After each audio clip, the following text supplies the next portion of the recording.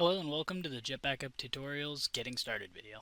In this video, we'll show you how to access the JetBackup admin panel after successfully installing JetBackup on your server.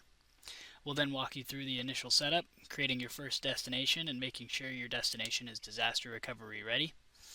Then we'll review some important settings, and then lastly, we'll create your first backup job along with the settings required for a backup strategy that fits your backup needs. Once you open JetBackup for the first time, you will be greeted with the JetBackup End User License Agreement. Once you have reviewed and agreed to the terms in our EULA, select I agree to those terms to accept the EULA agreement and proceed. Next, JetBackup will show the Disaster Recovery Wizard. This wizard will allow you to select one of the following options. The first option will be New Installation. This option will reset any existing JetBackup 5 configuration and load the panel with the default JetBackup 5 configuration. Next, we have Recover from Disaster. This option will allow you to restore your JetBackup 5 configuration from a destination with export JBConfig enabled before. Please ensure you save the master encryption key for that JB5 configuration. We will go through JBConfig and master encryption keys in detail shortly. Lastly, we have Exit DR. This option will keep any existing JetBackup 5 configuration and load the JetBackup 5 panel. This is particularly useful for cases where you manually imported a JBConfig backup from your server terminal and allows you to preload your previous configuration. For our purposes, we will now go ahead and select New Installation.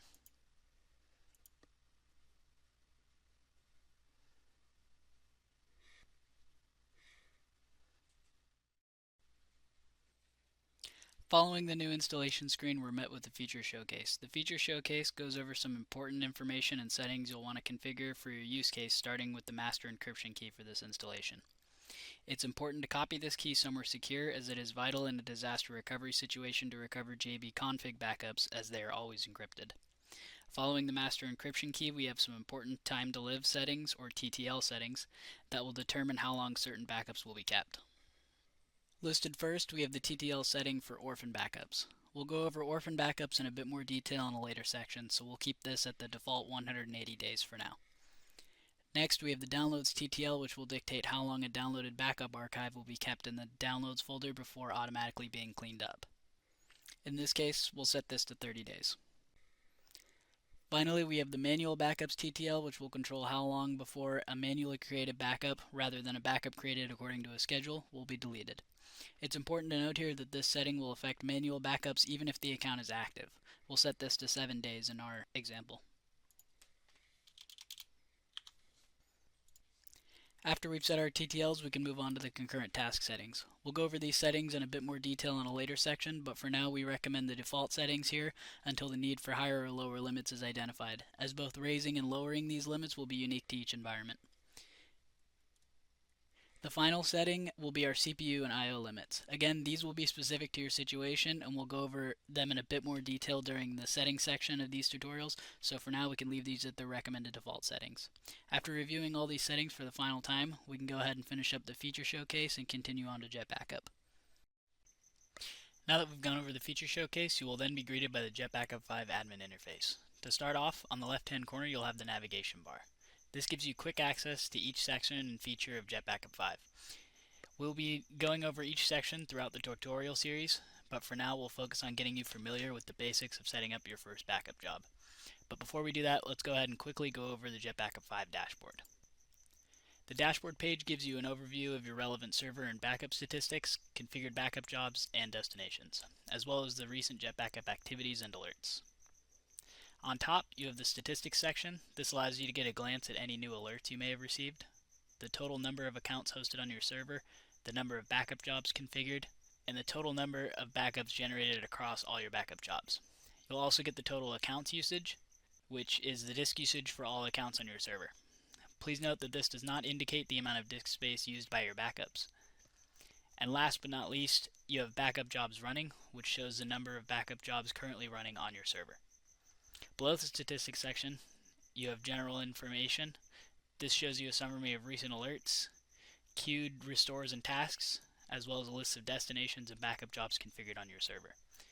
Now that we've gone through the dashboard page, we'll need to configure our first backup job. There are two major components of your backup job. First is the destination where backups will be stored, and a backup job itself where you configure what type of backup you'd like to generate, and how often these backups will be taken, as well as where to store it.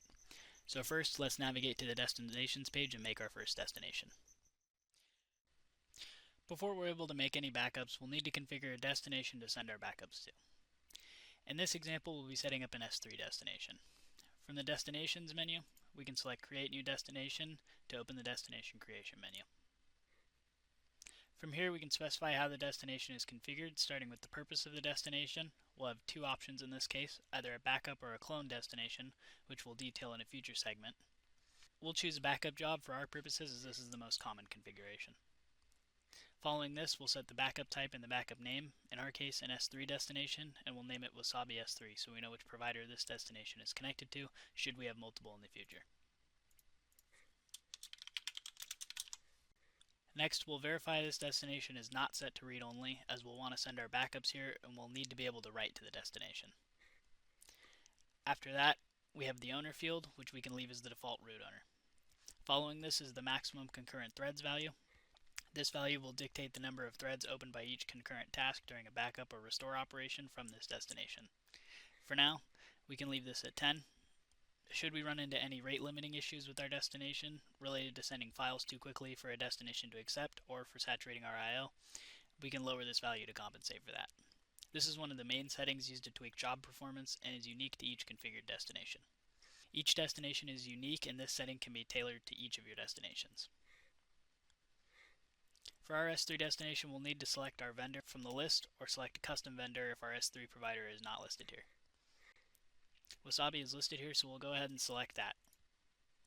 After setting your backup directory path and your credentials, which you can get from your S3 provider's control panel, we'll select the region that best suits us. In this case, it's US West.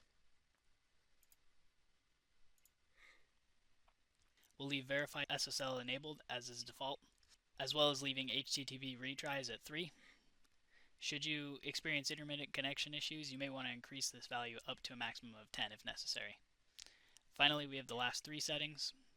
We have large files upload chunk size, max keep alive timeout, and max keep alive requests. We'll leave all these settings at the default, as these will work in the vast majority of cases. In this section, we'll be verifying your JetBackup 5 installation is disaster recovery ready. To do this, we'll go over two key components of the disaster recovery process: your JetBackup configuration backups, or JBConfig backups, and your server's master encryption key. JBConfig backups are used to restore JetBackup settings such as destinations, backup jobs, and schedules, as well as any settings you've adjusted in your installation. These backups are always encrypted and will again require your installation's master encryption key to access during the DR process. We always recommend enabling at least one remote destination with JBConfig backups. This will transfer an encrypted copy of your JBConfig daily to your preferred destination with a retention of 3 days. Should you ever lose your master encryption key, you're always able to copy it by navigating to JetBackup 5, going to Settings, Privacy and Security, and then locating it here. We highly recommend storing this in a secure remote location every time you do a fresh installation of JetBackup 5. While there is no one-size-fits-all configuration to set the amount of concurrent tasks, CPU, and I/O limits for JetBackup, here are some general guidelines to help you determine how much you should reasonably set. JetBackup allows you to set 3 distinct groups for concurrent tasks. The first group of tasks is reserved for system tasks like backup integrity checks and cleanup. The second group is shared between restore, download, and reindex processes. And lastly, the third group is shared between backup and clone tasks. This setting essentially tells JetBackup how many accounts it can process simultaneously between each group at a given time, up to a maximum of 10 concurrent tasks. You can find this setting under Settings and then Performance. Please note that setting more concurrent tasks doesn't necessarily mean higher performance. A good baseline setting is 1 task per CPU core available on your server, but no more than 5 for daily usage, and only setting it to the maximum of 10 concurrent tasks for mission-critical restores like in a disaster recovery situation.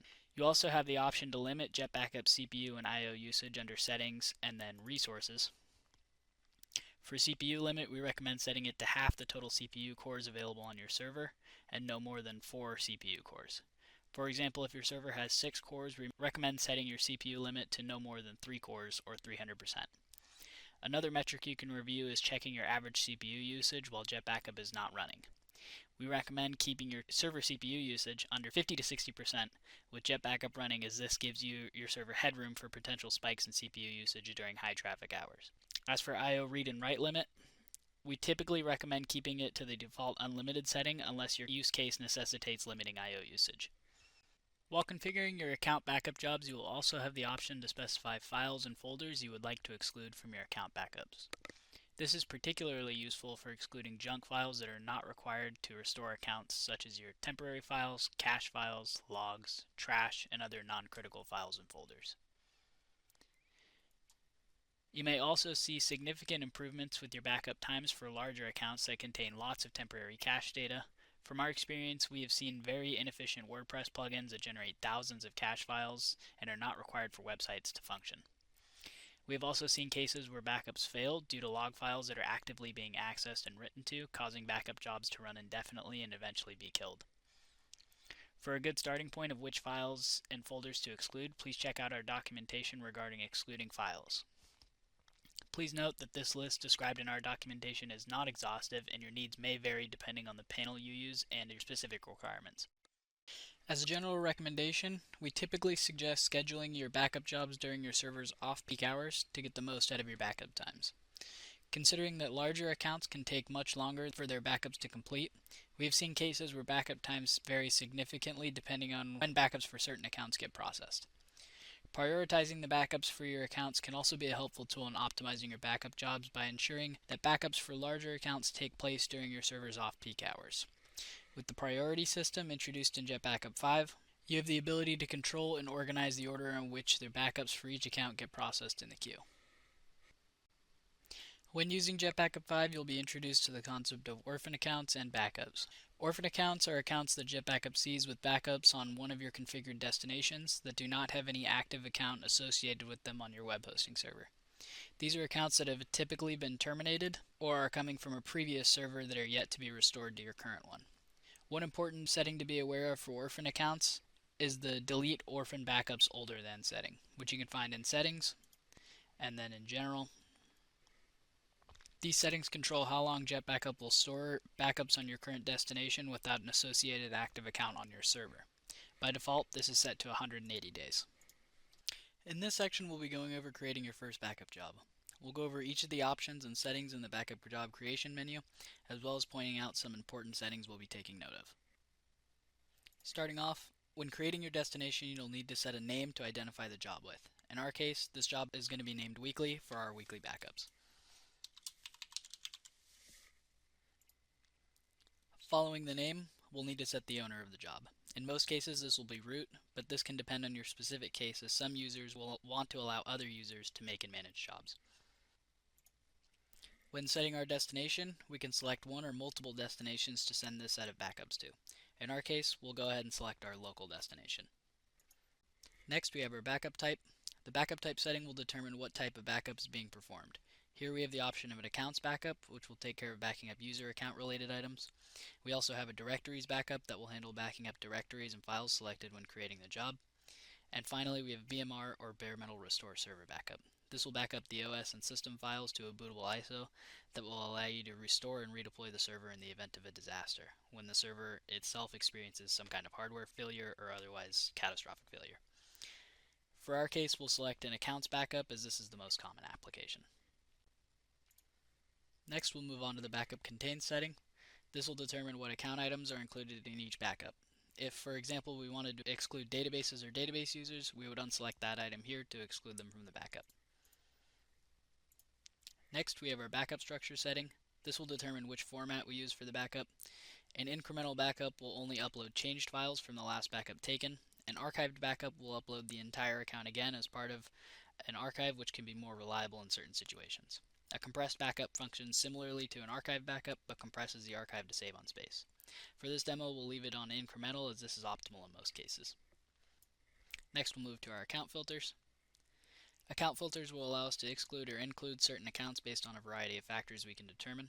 For this job, we'll select a filter that I've created to include accounts below 1 GB in size.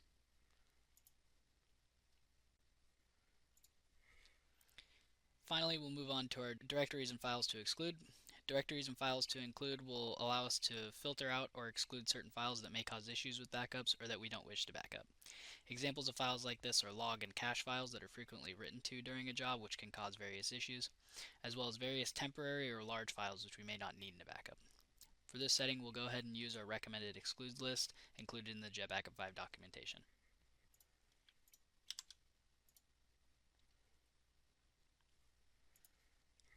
Next up, we have our schedule. Schedules will determine when the backup job runs, as well as the backup job retention setting, which determines how many backups are kept at once. For our purposes, we'll select the weekly schedule with a retain of 4 I've set up.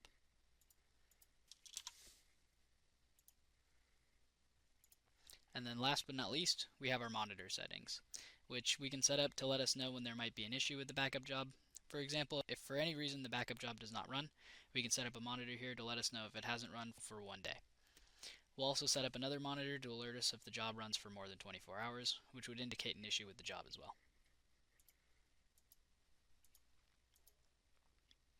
And then finally we can hit save and our job will be created. Thank you for watching our JetBackup Tutorials Getting Started video.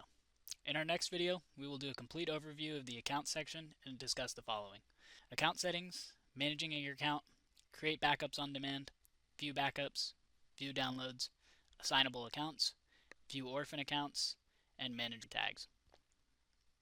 Please visit jetbackup.com/tutorials for a full list of helpful videos to guide you through setting up JetBackup to best fit your needs.